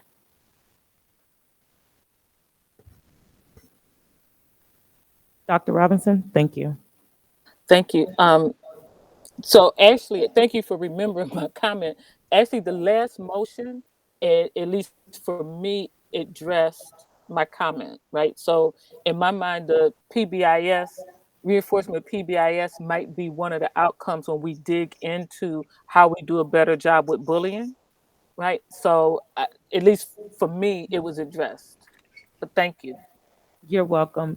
But I think that's like the recommendation was to extend training on the bullying and the risk factors. And I guess that can be where when we receive that report, I was looking more of that report, the next step to that, because that's the training, but that doesn't address what exactly, once they do the training, how does that get back to the DDEC? So that's where I was kind of going when I said the positive behavior supported in anti-bullying. Go ahead, Dr. Robinson. I'm sorry. I think I'm over participating. I'm gonna try to limit myself, but so actually during this meeting, I sent an email to put a discussion item on the next workshop agenda on bullying, which hopefully will do a deeper dive. And I'm also I really have been for years concerned about how complaints of bullying are received, because I think that I think some people kind of go, oh, that's just kids play or whatever. In my mind, bullying is in the eye of the beholder. So, I mean, please, when that gets posted, look at it, give me whatever input, maybe speak at the board meeting to it. So maybe that will be the opening for a broader deep dive into how we handle bullying and the expected remedies. Thank you for that, Dr. Robinson. I'm thinking then maybe at our January meeting, because we do not have a meeting in December, and maybe at our January meeting, given some time back, we can reconvene regarding how the district, so that this body can understand how the district deals with positive behavior support and anti-bullying at our January meeting. May we get information on when the workshop on bullying and PBIS is held? We wouldn't know until after their discussion, I would suppose, but I'm sure we can put that in the recommendation as well. But it's not. So once the board has its discussion item and their support to that, that'll go to the superintendent and the rest of his direct reports, to myself, to where we would look to map that out.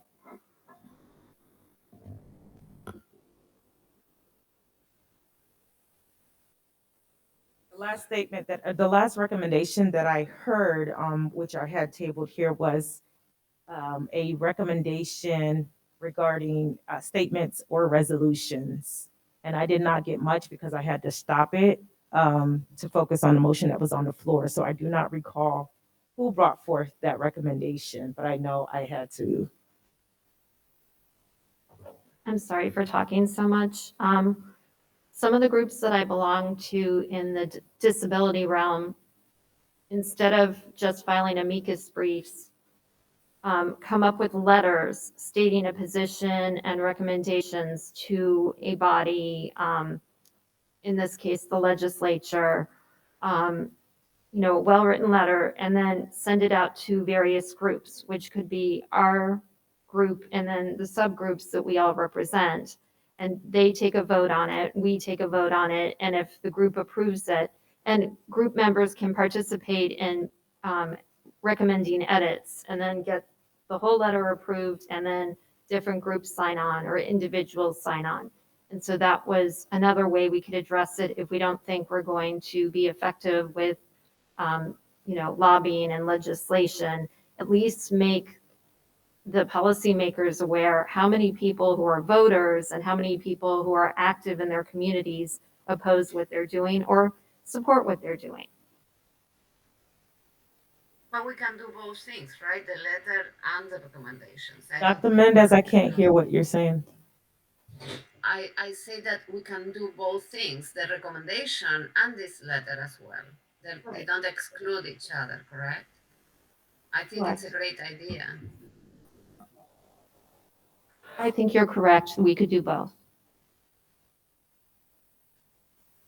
Well, something that I have been discussed, sorry. Just give me a second. I just want to make sure I captured that last thing that you want. The recommendation was, what was the actual recommendation? To provide a statement?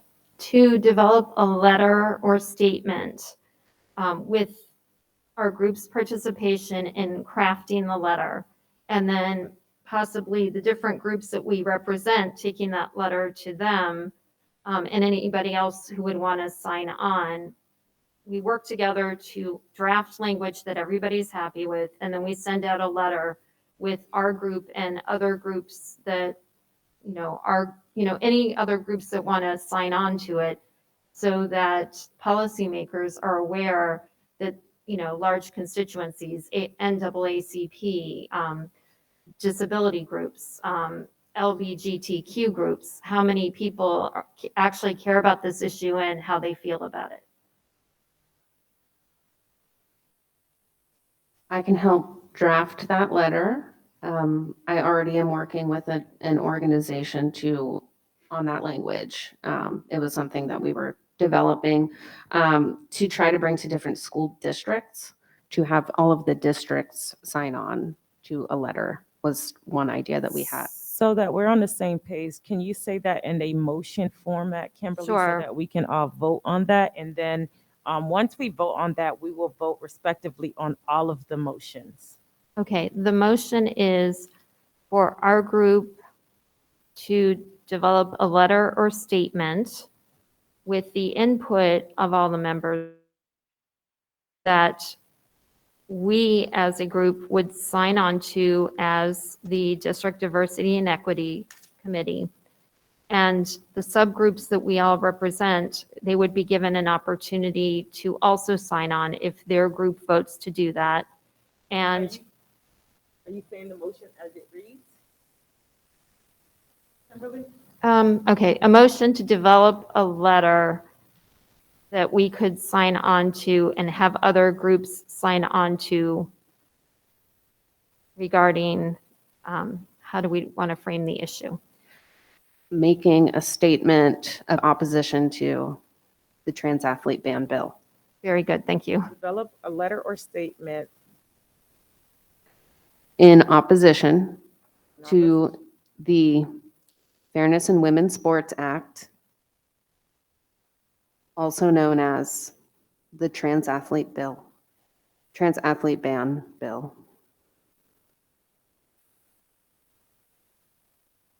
I will just say it's a law, correct? As the trans athlete. Yeah, Trans Athlete Ban. All right, so the bill as the motion as it reads is, Kimberly Spear motion was to develop a letter or statement in opposition to the Fairness in Women's Sport Act, also known as the Trans Athletic Ban. Do we have a second? I had a question for clarification. Letter statement to whom? Well, it's for us because that's our recommendation to the board and. So the letter of the statement is to go to the school district, the board. Well, ultimately, it would go to the governor, the commissioner of education, and the legislators. Yes. Is that not out of the scope? I was just gonna say, if I heard Okay. it correctly, to develop a letter or statement, that who developed that letter or statement was we're asking, let me get clarification. Are we asking the board or the superintendent? Because that's what's in the scope of our policy is the recommendation to the board and superintendent. So I understood it as, and I could be wrong, that we are asking the board and the superintendent to write a letter or statement in opposition to the Fairness in Women's Sport Act, also known as the Trans Athletics Ban. And then these agencies respectively will sign on to that letter. Did I hear it correctly? I didn't hear it. I agree, understanding the scope, I will change the motion to the friendly amendment to clarify it. So we would recommend to the board and our groups could sign on. Yes. And we could propose language that they could accept or reject. Now you're recommending that the district develop the well-written letter or statement. And the agency sign on to it. Agency sign off on the statement. Yes, because that is within our scope and I stand corrected on that. Okay. As far as the actual development of this letter, I'm happy to help with that, with organizers in this field organizing around this issue. What I had in mind was not for this body to draft the letter, but to bring a statement forward at the next meeting, present it to this board, get a vote, get input, and then we can make a recommendation to the school board to make a resolution with that. Does that make sense with that language? So that the school board would essentially say, we're opposed to this bill. Just for clarification, who's developing the letter? The board or the district. If the district can do that and wants to do that and has people on the staff who can do that. I need to defer to legal around whether or not the district can make a.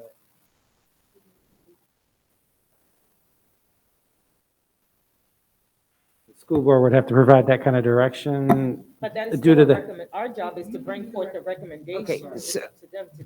All right, so okay, for clarification, so Kimberly Spiro is making a motion for this committee to recommend to the board to send out a letter to Tallahassee acknowledging the various committees that are in agreement to. Is that it? Nope, okay, all right. Wait, we have other hands up. Dr. Robinson, then Sue. Okay, so just to circle back, because I didn't hear it Kimberly's way the first time, but I don't know that there's anything at all wrong with this group, whoever in the group drafts the letter, and then this group at the next meeting approving the letter, and then recommending that the board adopt that letter and then have it signed off by, the organizations represented here. I don't think that that's a problem if that's the sequencing of events. And then that way, the letter would say, at least the first draft of the letter would say what you wanted it to say. Exactly. Right. Yes. I don't see an option. Yes, that's what I was trying to explain. Thank you, Dr. Robinson.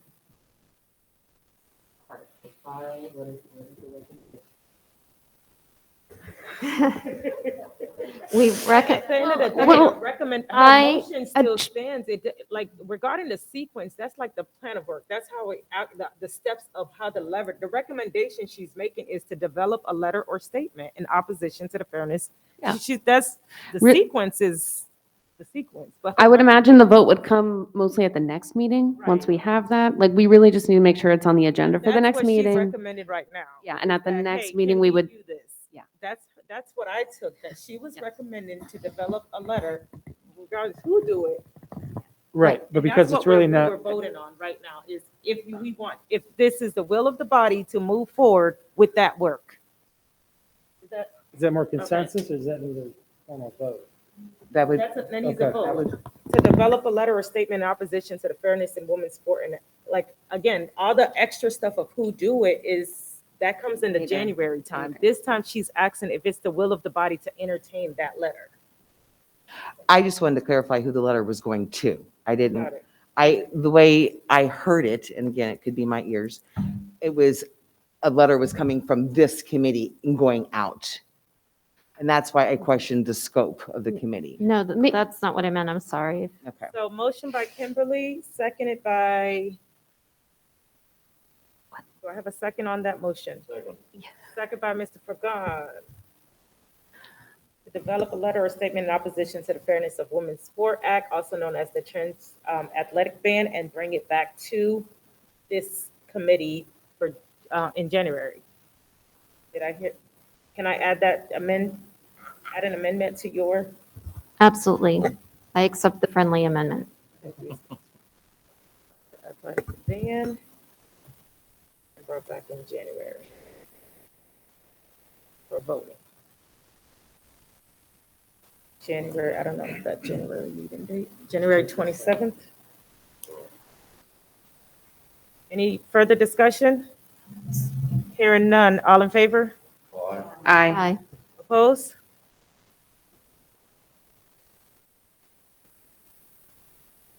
Online, I don't see any opposition. Motion carries. Motion carries unanimously. Oh, there was a request to please include sequence in the motion. Oh, please. I I just recall saw the that. motion. I recall the motion. Wait a second to recall that. Motion was recalled by Charmaine Postal, second by Mr. Pagan. An amendment to that motion. I'll add an amendment to the motion. Develop a letter or statement in opposition to the Fairness in Women's Support Act, also known as the Trans Athletic Ban Act. Present that letter to the board at a subsequent school board meeting. We're Sport Act, also known as the Trans, so that's the letter. The committee would, members of the DDEC committee would draft up the letter. Draft up a proposed letter. Draft. Well, I feel like the PBC HRC can draft the initial letter. Well, I can members of bring the the DD letter to the next DDEC meeting and have feedback from the DDEC, integrate that into the letter. So we're not starting from zero. We have something to work off of at the next meeting. Does that make sense? Members of the DDEC, or a member of the DDEC committee, or a committee member of the DDEC will present a drafted, who writes the letter? I think we're getting too specific here. But opposition to the Fairness and Women's Support Act, also known as a committee member. You're gonna take this test on, Emmy? Go ahead, Dr. Robinson. Thank you. I appreciate you noticing my comment in there, but I don't want to. I don't want to make it too hard. So just for your consideration, that the motion would be, the letter as described would be drafted by the DDEC, presented at the January meeting of the DDEC for any revisions, and then subsequently sent to the school board to be considered for adoption. That might not be the right word, but and to be then endorsed by organizations that are members of DDEC and possibly others, and sent to our legislative representatives. All right, so That's too much. no, I'm gonna try to capture that. Letter drafted by DDEC, presented by the DDEC for any revision, adopted by the DDEC, presented to the board for adoption. Yes. And then sent back to community organizations for endorsement or support. For support and endorsement. And then sent to the legislative body or legislative representatives. I make a motion to extend the meeting by 5 minutes. Second. Motion to extend time by 5 minutes. There's a second. Any objection? All in favor? Aye. Aye. Any objection? Motion carries. Meeting extended by 5 minutes.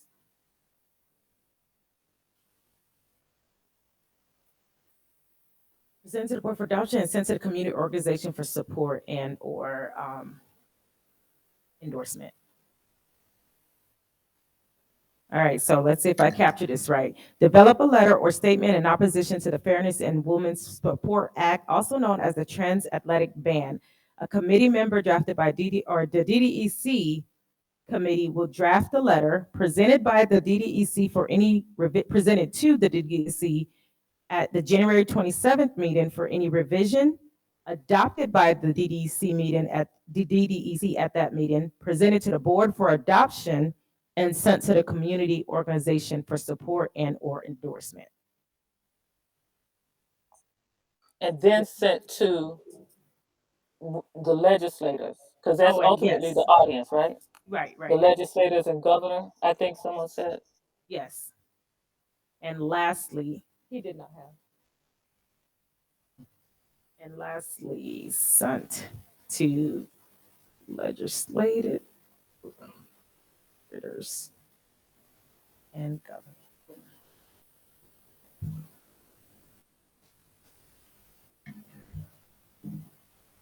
All right.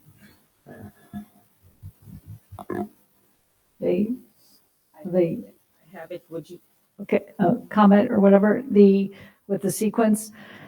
I don't think most more organizations can officially adopt a letter that their board has not seen.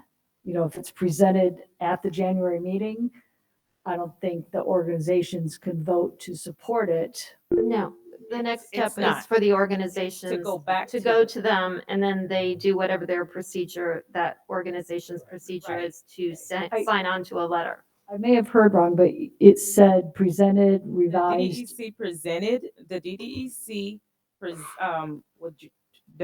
would draft a letter. Maybe I said it wrong, presented by DDEC for any revision on January 27th. Adopted by the DDEC in the following meeting. Oh, the following meeting. Presented to the board for adoption at that meeting.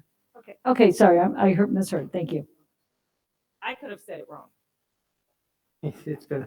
I think we got I it. see another hand. Dr. Robinson, you had your hand up momentarily? Oh, I did, but no, but let me just make the point that that's my suggestion. I don't vote. Somebody would have to make that as a motion if you guys are going to really. It's a motion and it's Oh. an amendment to the motion that I'm going to reread again now.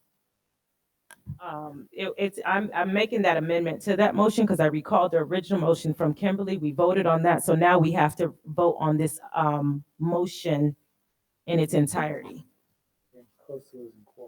Yes, that's why I'm going to do it really quickly. Motion by Kimberly, amendment by Charmaine's amendment to Kimberly's motion. It was seconded by Mr. Pagan. I heard it correctly. And that motion the amendment would now read to develop a letter or statement in opposition to the Fairness in Women's Sport Act, also known as the the motion is to move to develop a letter in opposition to the Fairness and Women's Sport Act, also known as the Trans Athletic Ban. The DDEC will draft a letter presented to the DDEC for any revision on January 27th, adopted by the DDEC at the following DDEC meeting, presented to the board for adoption, and sent to committee organization for support and/or endorsement. And lastly, sent to legislators and governor. Are there any tweaks to that, or did I say it wrong? Okay. Now, do I have a question? Someone called the question. All in favor, are there any questions? Hearing none, all in favor of the motion? Aye. Aye. Any opposed? Motion carries unanimously. I make a motion to extend the meeting by another 5 minutes. Second. Any objections? Just needed that 5 minutes to wrap up this meeting. I don't see an objection. I think it was a second by Mr. Reed. And just really quickly to wrap up, I just want to recap all of these motions. So we have a motion that, because we also report this meeting back to the board in December. So what I have from the committee recommendations from this meeting is the motion by Kimberly, seconded by Dr. Mendez, moved to a recommendation to the board to send our district lobbyist to Tallahassee. A motion by Kimberly, or an amendment by Charmaine Postal, seconded by Mr. Pagan, to develop a letter. I'm not going to read that again. I'll read it. Develop a letter or statement in opposition to the Fairness and Women's Sport Act, also known as the Trans Athletic Ban. The DDEC will draft this letter presented to the DDEC on January 27th, adopted by the DDEC, then presented to the board for adoption at the following meeting, and sent to community organization for support and/or endorsement, and lastly sent to legislators and governor. The recommendation was to extend training on the bully and risk factors regarding our students, seconded by Sue Davis, and motion was carried unanimously. So that recommendation was presented by Carla Donaldson. I also have the last recommendation was for some form of presentation or positive behavior surrounding positive behavior support and anti-bullying to know, presented to this body to know how positive behavior support and anti-bullying, what the work surrounding positive behavior support and anti-bullying is, to come back to us in January, at the January meeting. Very good, Chair. That was a mouthful. Are there any objections to all of those motions or recommendations that's on the floor? We voted on all of those individually, but I wanted to make sure I captured all of them. Okay. Just for the opportunity, there is no public, for the record, there is no public comment. We did have a public visitor, but did not have a public comment. Master board analysis, start time consideration. We do want to take a look at the start time of this meeting. We are going to, through email, if that is okay, we are going to send a couple of recommendations of start time. There's a lot of conflict with this start time in other particular, yeah, it's more personal for me. There are a number of other meetings that all seem to happen like the third and fourth Thursday of the month. So there's always like this conflicts with a middle school principals meeting that I tend to miss, as well as a number of other board meetings. So for the group, just to consider backing this up maybe to 10 to 30 as a possibility, but we can bring it up next time. We can certainly bring it up next time, because I also would like for the staff to send out the policy, so we can also take a look at the policy at the same time. And Madam Chair, I would also suggest sending out suggested times. So if it's a change in time, or if it's a change of day or change of week. Okay. Thank you, Carla. Great point.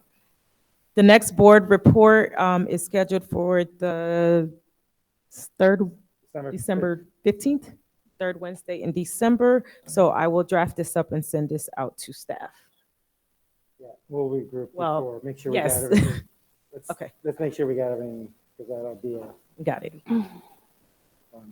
Are there any other comments for the good of this meeting? I just wanted to make one closing comment. I just wanted to say thank you so much to everybody today for coming in with an open mind. Thank you to Pete Stewart for giving us that training. I feel great about this. This is a huge issue that I have brought up in pretty much every DDEC meeting so far. So I'm so glad that everybody's on board and we're taking action to right some of these issues that are going on with the kids in our district. So thank you, everybody. Thank you. I did ditto to all of that. I was going to actually say thank you for stretching and leaning in and just listening and being respectful of the presentation and all that was presented to us. So, and the conversation we had, it was a great conversation to move forward. I agree. It's a very sensitive topic, and it's only going to get better when we educate people to understand the issue. So time well spent this morning. So appreciate everybody staying on top of this. And thank you for those that are online. Any final comments? I did not see any hand raised or anything at all. Yeah. I want to let everybody know, January the 8th, at the Green Acres Community Park, it's the largest Hispanic festival we've been conducting there for the last 10 years. Can you send that in an email? And the people they get to do with the Three Kings. You got to keep in mind that the Three Kings are the Santa Claus for the Hispanic kids. They're the ones who bring presents and put it under the bed. And the kids, before they go to sleep, that on January the 6th, they cut a little bit of grass with a glass of water so that the camels will have something to eat and the kings will have something to drink. And then they pick up the presents from under the bed and they go and play. Remember, it's Santa Claus doesn't go to Latin America. And we have a representation of 21 countries that are residents of Palm Beach County, from Mexico all the way down to dancing the tango in Argentina. So those are residents of Palm Beach County. Those are the kids that you have in the school right now. Can you repeat the date and time? January 8th. Starts at 12 noon and finishes at 9:45 in Green Acres Community Park in the Ferrari Park. Can you send that flyer to us online, and we'll make sure that it gets to all of the committee members. Being respectful of the time, if there is, yes, being respectful of the time, I just want to say have a happy Thanksgiving to all of you and your families, and happy holidays to all of you and whatever holidays you celebrate. I have a motion to adjourn. Second. At 11:12 a.m. Thank you. Meeting is about to terminate. The secretary for taking all of those notes. Listen, this is